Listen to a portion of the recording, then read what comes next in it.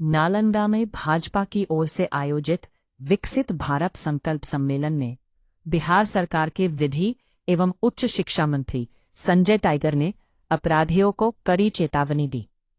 उन्होंने कहा कि बिहार में कानून तोड़ने वालों के लिए अब कोई जगह नहीं है। अपराधी या तो अपराध छोड़ दे या बिहार छोड़ दे, अन्यथा कानून उन्हें सख्त सजा दिलाएगा।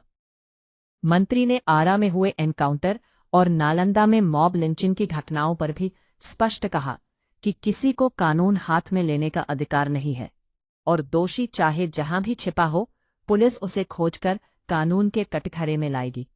सम्मेलन में मुख्य अतिथि के रूप में पहुंचे मंत्री संजय टाइगर का भाजपा जिलाध्यक्ष राजेश कुमार के नेतृत्व में पार्टी कार्यकर्ताओं ने जोरदार स्वागत किया।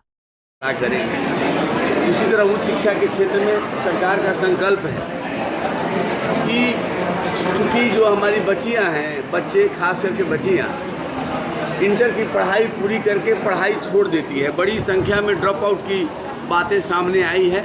चूंकि डिग्री कॉलेज उनसे दूर है, अब कॉलेज उनके करीब पहुंचेगा।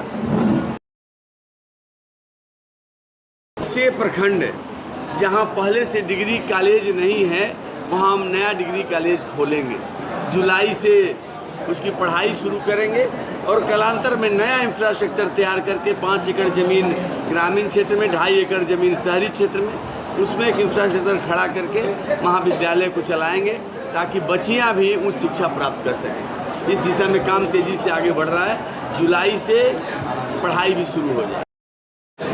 जन कल्याणकारी योजनाएं लोगों तक पहुंच रही हैं और इसी का नतीजा है कि पिछले 12 वर्षों में 25 करोड़ से अधिक लोग बहुआयामी गरीबी से बाहर निकले हैं। दुनिया में भारत की प्रतिष्ठा बढ़ी है, सामरिक ताकत बढ़ी है, हम एक बड़ी अर्थव्यवस्था के रूप में उभरे हैं और लोगों के मन में एक आशा और विश्वास जगा है कि नरेंद्र मोदी जी के नेतृत्व में, एनडीए सरकार के नेतृत्व में भारत तेज़ी से प्रगति करेगा और 2047 तक जो विकसित भारत का लक्ष्य है उसको हम सब मिलकर पूरा करेंगे।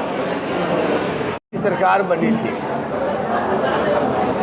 तो बुनियादी आवश्यकताएं जो विकास के लिए होती हैं वह मयसर नहीं थी। बिजली नहीं था, सड़क नहीं, पानी नहीं, लॉ एंड ऑर्डर की स्थिति खराब थी। अब हम इससे उबर गए हैं, इससे आगे बढ़ गए हैं। अब बिहार समृद्धि की ओर बढ़ रहा है।